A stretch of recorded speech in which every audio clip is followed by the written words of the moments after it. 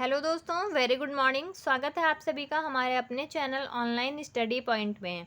दोस्तों, आज है 3 अगस्त और आज हम देखेंगे 3 अगस्त के महत्वपूर्ण करंट अफेयर्स को। दोस्तों, अगर आपने अभी तक हमारे चैनल को सब्सक्राइब नहीं किया है तो प्लीज़ जल्दी से जल्दी सब्सक्राइब कर लें और साथ ही बेल आइकन ज़रूर दबा लें ताकि हमारे वीडियोज़ की नोटिफिकेशन आप तक सबसे पहले पहुँचती रहें। चलिए देखते हैं आज के महत्वपूर्ण प्रश्नों को। आज का पहला सवाल है, हाल ही में किसको पहला उद्योग रत्न पुरस्कार दिया जाएगा? दोस्तों, इसका सही जवाब है रतन टाटा जी। रतन टाटा जी वर्तमान में टाटा स्टील कंपनी के चेयरमैन हैं। ठीक है, ये है रतन टाटा जी, जैसा कि आप पिक्चर में देख रहे हैं। महाराष्ट्र के उद्योग मंत्री उदय सामंत ने अनुभवी उद्योगपति और टाटा सन्स के मानद चेयरमैन रतन टाटा को पहला उद्योग रत्न पुरस्कार देने की घोषणा की है। उद्योग रत्न पुरस्कार के साथ ही महाराष्ट्र सरकार 3 अन्य पुरस्कार पेश करेगी, जो कौन कौन से होंगे? एक महिला उद्यमी को दिया जाएगा, दूसरा मराठी उद्यमी को और तीसरा राज्य के युवा उद्यमी को दिया जाएगा। उद्योग रत्न पुरस्कार प्रतिष्ठित महाराष्ट्र भूषण पुरस्कार के समान है और यह पहली बार रतन टाटा को दिया जाएगा। तो दोस्तों, इसका सही जवाब है रतन टाटा। ठीक है, जान लेते हैं महाराष्ट्र के बारे में। यह भारत के पश्चिमी भाग में स्थित एक राज्य है और दक्कन के पठार के एक महत्वपूर्ण हिस्से को कवर करता है। महाराष्ट्र के मुख्यमंत्री हैं एकनाथ शिंदे। यहाँ के राज्यपाल हैं रमेश बैस। आधिकारिक पशु है भारतीय विशाल गिलहरी। आधिकारिक पक्षी है पीली पैरों वाला हरा कबूतर। और यहाँ का जो नृत्य है वो है लावणी। दोस्तों, लावणी डांस काफ़ी ज़्यादा फेमस है, आपको पता ही होगा कि महाराष्ट्र में लावणी नृत्य किया जाता है। ठीक है, चलिए आइए देख लेते हैं 2023 में दिए गए कुछ प्रमुख पुरस्कारों को जो एग्जाम में अक्सर पूछे जाते हैं। डच नोबेल पुरस्कार किसे दिया गया है? तो यह दिया गया है प्रोफेसर जोइता गुप्ता को। इकबाल मसीह पुरस्कार 2023 किसे दिया गया है? तो यह ललिता नटराजन को दिया गया है। चौथे राष्ट्रीय जल पुरस्कार 2022 से कौन सम्मानित किया गया है? तो यह गंजम जिला उड़ीसा का सम्मानित किया गया है। दोस्तों, यह उड़ीसा राज्य का गंजम जिला है। ठीक है, ये बहुत ही इंपॉर्टेंट क्वेश्चन है आपके एग्जाम के लिए। नेक्स्ट है अंतर्राष्ट्रीय बुकर पुरस्कार 2023 से किसे नवाजा गया है? जॉर्गो स्पोर्डिनो को। और इनके उपन्यास का क्या नाम है? तो टाइस शेल्टर नाम है। दोस्तों, ये भी बहुत ही इंपॉर्टेंट है। ठीक है, बुकर पुरस्कार बहुत ही ज़्यादा पूछे जाते हैं एग्जाम में। चलिए देख लेते हैं। दोस्तों, अगला क्वेश्चन देखने से पहले आपको बता दें कि अर्धवार्षिक करंट अफेयर्स की PDF तैयार हो चुकी है और जिसमें जनवरी से जुलाई तक के अपडेटेड करंट अफेयर्स को संग्रहित किया गया है। इसमें टॉपिक वाइज आपको सारे करंट अफेयर्स मिल जाएंगे और इसमें 700 से ज़्यादा MCQ को भी संग्रह किया गया है, जिससे आपके एग्ज़ाम की प्रैक्टिस सेट भी मिलती रहे और आपकी प्रैक्टिस बनी रहे।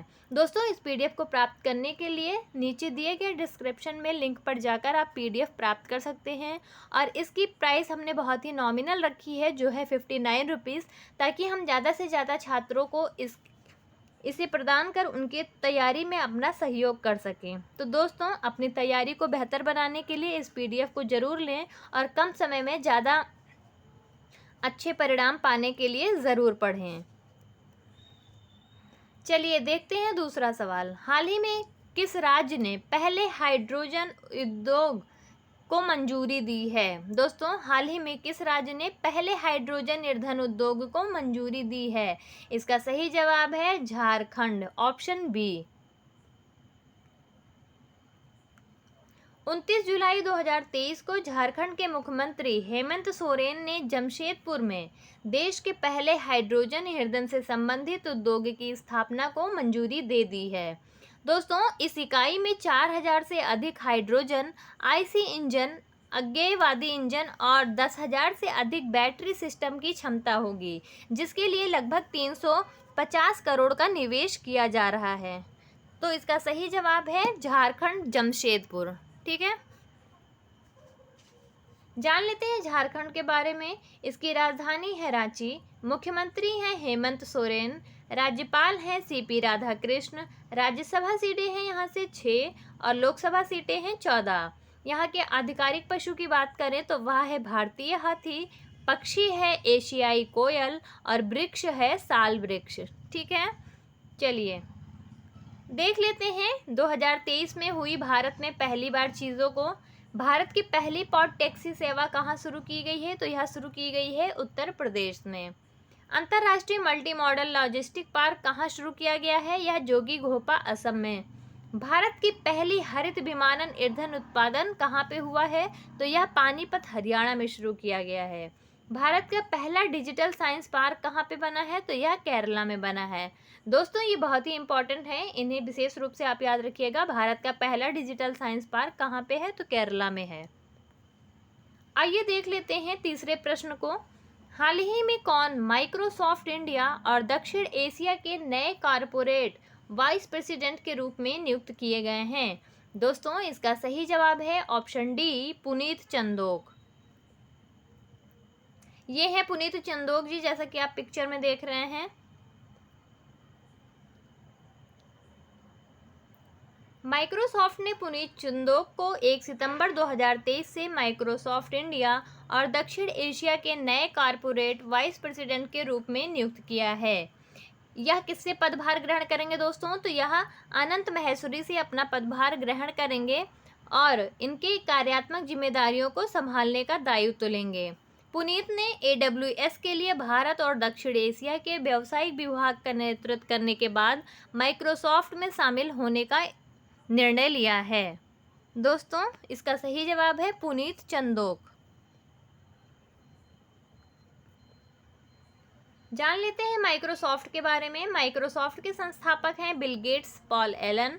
माइक्रोसॉफ्ट का मुख्यालय कहाँ पर है? रेडमंड, वॉशिंगटन में, USA में। माइक्रोसॉफ्ट के चेयरमैन कौन है? तो यहाँ है सत्या नडेला, आप सभी को पता ही होगा। ये चेयरमैन और CEO हैं माइक्रोसॉफ्ट के। आइए देख लेते हैं 2023 में की गई कुछ प्रमुख नियुक्तियों को। संघ लोक सेवा के अध्यक्ष कौन बने हैं? तो यह बने हैं मनोज सोनी। कर्मचारी चयन आयोग के वर्तमान अध्यक्ष कौन है, यानी SSC के वर्तमान अध्यक्ष कौन है? S किशोर। रेलवे बोर्ड के अध्यक्ष एवं CEO कौन है? अनिल कुमार लोहाटी। दोस्तों ये थोड़ा क्लैरिकल मिस्टेक है, ये लोहाटी है ना कि लाहौटी, ठीक है। कंपनी कानून बोर्ड के अध्यक्ष कौन बने हैं? तो यह बने हैं महेश मित्तल कुमार। आइए देख लेते हैं अपने चौथे प्रश्न को। हाल ही में किसने उल्लास मोबाइल ऐप लॉन्च किया है? दोस्तों इसका सही जवाब है ऑप्शन डी, धर्मेंद्र प्रधान। दोस्तों इसके बारे में हमने पहले भी बात की थी। उल्लास ऐप किससे रिलेटेड है? तो यह एजुकेशन से रिलेटेड है, इसलिए एजुकेशन मिनिस्टर धर्मेंद्र प्रधान ने ही इसे लॉन्च किया होता है। तो उल्लास का फुल फॉर्म होता है understanding life long learning for all in society, यानी सभी के लिए आजीवन शिक्षा। शिक्षा की कोई उम्र नहीं होती, इसलिए आजीवन शिक्षा की व्यवस्था सरकार भी कर रही है, ठीक है। भारत में वयस्कों के बीच शिक्षा और साक्षरता को आगे बढ़ाने के लिए उल्लास ऐप को अखिल भारतीय शिक्षा समागम के मौके पर लॉन्च किया गया। इसका उद्देश्य क्या है दोस्तों? तो इसका उद्देश्य यह है कि आजीवन सीखने में क्रांति लाना है, ठीक, जो समाज में शैक्षिक अंतराल को कम करेगा।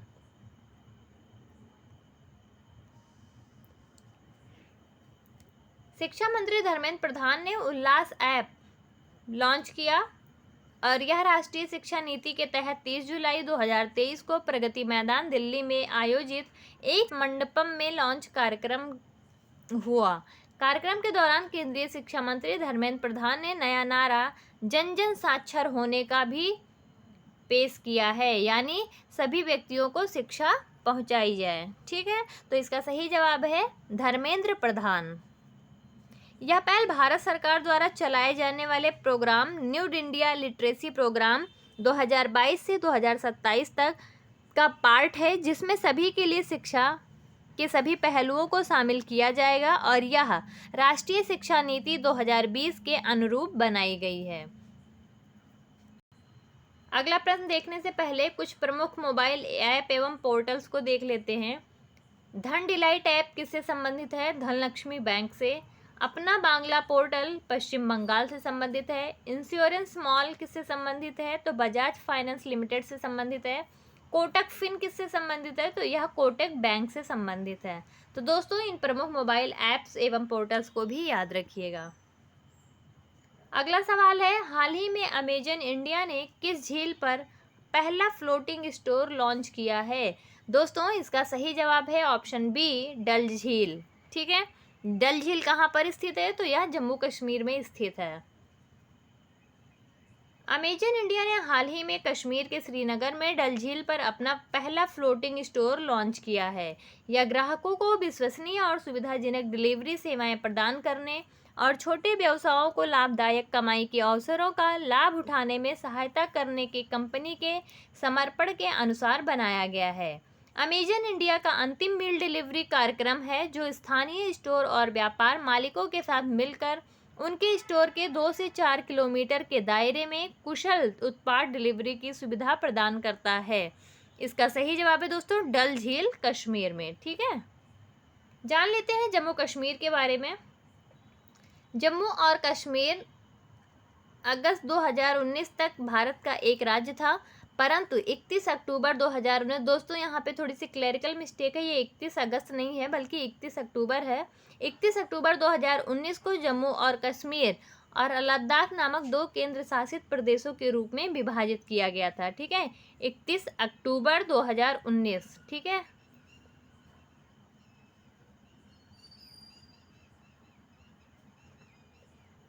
इसकी राजधानी है श्रीनगर और जम्मू। ठीक है, लेफ्टिनेंट गवर्नर कौन है? मनोज सिन्हा। विधान परिषद सीटें हैं 36, विधानसभा सीटें हैं 89। नेक्स्ट है, हाल ही में किसकी पुस्तक कारगिल एक यात्री की जुबानी का विमोचन किया गया है? इसका सही जवाब है ऑप्शन सी, ऋषिराज। दोस्तों ऋषिराज को 2 बार कारगिल जाने का मौका मिला था और उन्हीं यात्राओं के दरमियान इन्होंने जो वहाँ पे कारगिल युद्ध से संबंधित महसूस किया, अनुभव किया, उसको इन्होंने एक किताब कारगिल एक यात्री की जुबानी में संग्रहित किया है। इन्होंने इसके अंतर्गत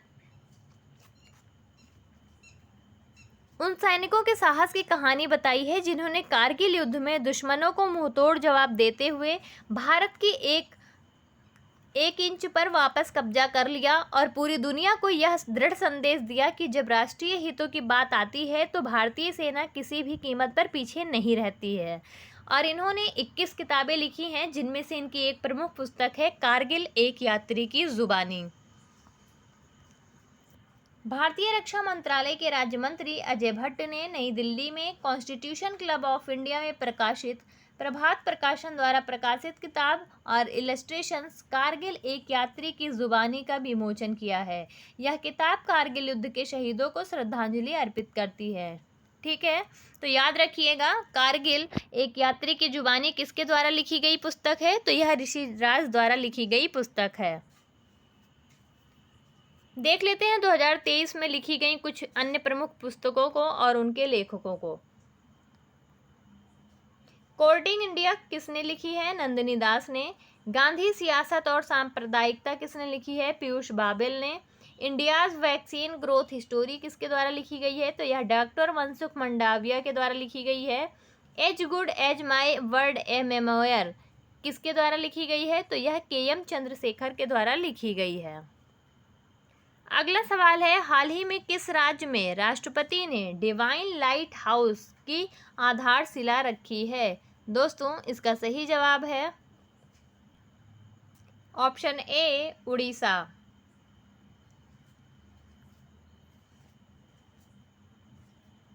राष्ट्रपति द्रौपदी मुर्मू ने 27 जुलाई 2023 को उड़ीसा की राजधानी के पास दशावतिया तमांडो में प्रजापिता ब्रह्म कुमारी ईश्वरीय विश्वविद्यालय में डिवाइन लाइट हाउस की आधारशिला रखी। इस अवसर पर इस वर्ष के लिए थीम क्या रखी गई है दोस्तों? तो यह रखी गई है सकारात्मक परिवर्तन का वर्ष, जो सकारात्मक परिवर्तनों को आगे बढ़ाने पर जोर को दर्शाता है।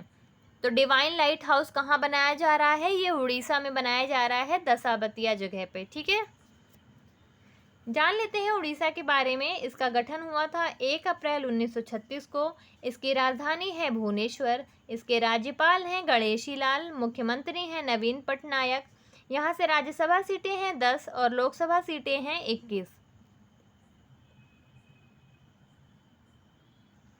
आइए देख लेते हैं अगले प्रश्न को। हाल ही में किस राज्य की नमकट्टी और चेदी बुट्टा साड़ी को GI टैग मिला है? दोस्तों इसका सही जवाब है ऑप्शन सी, तमिलनाडु।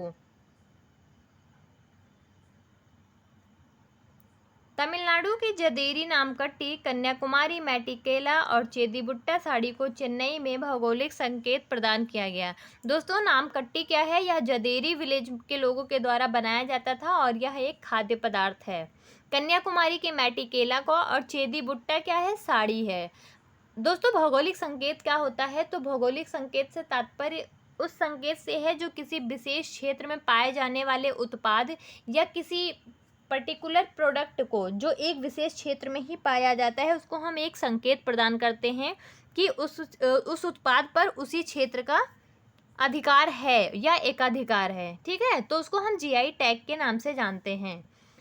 तमिलनाडु उत्पादों के साथ 58 उत्पादों के साथ जीआई चार्ट में सबसे पहले स्थान पर है। उसके बाद 50 से अधिक के उत्पादों के साथ उत्तर प्रदेश दूसरे स्थान पर है और 48 उत्पादों के साथ कर्नाटक तीसरे स्थान पर है। दोस्तों, जान लेते हैं जीआई टैग के बारे में। जीआई टैग अधिनियम 1999 के तहत प्रदान किया जाता है जो 1 सितंबर 2003 से लागू हुआ था। जीआई टैग अधिकतम 10 वर्ष के लिए दिया जाता है। 2004-05 में दार्जिलिंग टी जीआई टैग प्राप्त करने वाला भारत का पहला उत्पाद बना था। कुछ महत्वपूर्ण जीआई टैग देख लेते हैं किन किन क्षेत्रों को दिया गया है। मणिपुर के काला चावल को जीआई टैग प्रदान किया गया है। उड़ीसा की कंधमल हल्दी को, कश्मीर के कश्मीर केसर को, तमिलनाडु की कंडांगी साड़ी को, मणिपुर की कचई नींबू को, मुरैना मध्य प्रदेश के गजक को। गजक तो काफ़ी ज़्यादा फेमस है, आपको भी पता ही होगा और आपको खाने में भी बहुत ज़्यादा पसंद होगा। जान लेते हैं तमिलनाडु राज्य के बारे में। स्थापना हुई थी इसकी 1 नवंबर 1956 को। राजधानी है चेन्नई। मुख्यमंत्री हैं एमके स्टालिन। राज्यपाल हैं आर.एन. रवि। लोकसभा सीट है यहाँ से 39 और राज्यसभा सीटों की संख्या कितनी है? तो यह है 18। चलिए देख लेते हैं अगला सवाल। हाल ही में किस देश के क्रिकेटर मोइन अली ने टेस्ट क्रिकेट से संन्यास ले लिया है? दोस्तों, इसका सही जवाब है ऑप्शन ए, इंग्लैंड।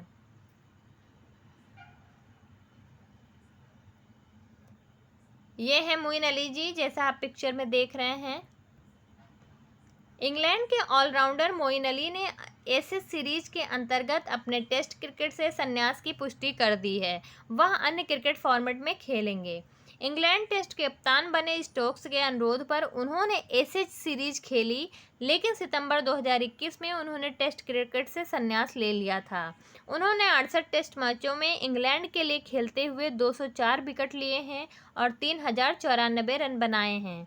उन्हें क्रिकेट में उनकी सेवाओं के लिए जून 2023 में Order of the British Empire से सम्मानित किया गया था। तो दोस्तों, इसका सही जवाब है मोइन अली, जो इंग्लैंड के हैं। जान लेते हैं इंग्लैंड के बारे में। इसकी राजधानी है लंदन। मोनार्च है चार्ल्स तृतीय। इसकी मुद्रा है पाउंड स्टार्लिंग। ठीक है, आज का आखिरी सवाल है हमारा, किस राज्य ने मैंग्रोव सेल की स्थापना की घोषणा की है? दोस्तों, इसका सही जवाब है ऑप्शन सी, पश्चिम बंगाल। जैसा कि हम सबको पता है कि मैंग्रोव सबसे ज़्यादा कहाँ पाए जाते हैं, तो वो पश्चिम बंगाल में पाए जाते हैं। पश्चिम बंगाल के लगभग 40% भागों पर मैंग्रोव की उत्पत्ति हुई है। ठीक है, अच्छा, मैंग्रोव होता क्या है? दोस्तों, मैंग्रोव वो प्लांट्स होते हैं जो नमकीन पानी की तलहटी में पाए जाते हैं या दलदल जगहों पर पाए जाते हैं। उन्हें हम मैंग्रोव के नाम से जानते हैं।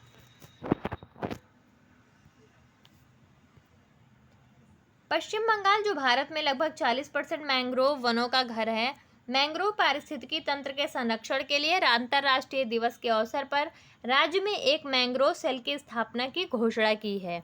यह मंच मैंग्रोव प्रबंधन में राज्य सरकार के प्रयासों में निरंतरता लाएगा। अच्छा, इस सेल का और क्या क्या काम होगा? तो दोस्तों, यह मैंग्रोव के प्लांटेशन के लिए वार्षिक कार्य योजना तैयार करेगा और साथ ही साथ इसके रख रखाव, पालन पोषण के लिए एनजीओज का भी सहयोग लेंगे। ठीक है, तो मैंग्रोव सेल कहाँ स्थापित की गई है? तो पश्चिम बंगाल में स्थापित की गई है। देख लेते हैं पश्चिम बंगाल के बारे में कुछ प्रमुख तथ्यों को। स्थापना हुई थी इसकी 15 अगस्त 1947 को। राजधानी है पश्चिम बंगाल। मुख्यमंत्री हैं ममता बनर्जी। राज्यपाल हैं सीवी आनंद बोस और लोकसभा सीट है यहाँ से 42, राज्यसभा सीट है यहाँ से 16। दोस्तों देख लेते हैं 2 अगस्त के ऑलराउंडर रिवीजन को फटाफट, ताकि आपका रिवीजन होता रहे। किस फार्मूला 1 खिलाड़ी ने बेल्जियम ग्रांड प्री का टाइटल लगातार 8वीं बार जीत लिया है? Max Verstappen. हाल ही में किसने WTA 2023 का खिताब जीता है? Iga Swiatek. हाल ही में कौन सा देश 5वें विश्व कॉफी सम्मेलन की मेजबानी करेगा? तो यह भारत करेगा। हाल ही में किसने टोर्नेओ डेल सेंटेनारियो 2023 का खिताब जीत लिया है? भारत। हाल ही में मुस्लिम महिला अधिकार दिवस कब मनाया गया? तो यह 1 अगस्त को मनाया गया। इंग्लैंड के किस क्रिकेटर ने हाल ही में इंटरनेशनल क्रिकेट से संन्यास ले लिया है? स्टुअर्ट ब्रॉड ने। पुणे में लोकमान्य तिलक राष्ट्रीय पुरस्कार से किसे सम्मानित किया गया है? तो नरेंद्र मोदी जी को सम्मानित किया गया है। भारत की अध्यक्षता में G20 एम्पावर्ड शिखर सम्मेलन का आयोजन किस शहर में किया जा रहा है? यह किया जा रहा है गांधीनगर, गुजरात में। किस केंद्रीय मंत्री ने उल्लास नव भारत साक्षरता कार्यक्रम के मोबाइल ऐप को लॉन्च किया है? तो यह लॉन्च किया है धर्मेंद्र प्रधान ने, जो शिक्षा मंत्री भी हैं। इसरो ने किस देश के साथ सैटेलाइट्स को PSLV C56 रॉकेट से लॉन्च किया है? तो यह सिंगापुर से किया है। दोस्तों ये थे हमारे 2 अगस्त के ऑलराउंडर रिवीजन, और अब देख लेते हैं आज का प्रश्न। आज का प्रश्न है, पुणे में लोकमान्य तिलक राष्ट्रीय पुरस्कार से किसे सम्मानित किया गया है? दोस्तों ऑप्शंस आपके सामने हैं, आप अपना सही जवाब कमेंट सेक्शन में देते रहें। और अगर आपको हमारी वीडियोस अच्छी लगती हैं और आपको सहायता पहुंचाती हैं तो प्लीज़ ज़्यादा से ज़्यादा लाइक और शेयर भी करते रहें, और साथ ही हमारे चैनल को सब्सक्राइब करते रहें। धन्यवाद। आपका दिन शुभ हो।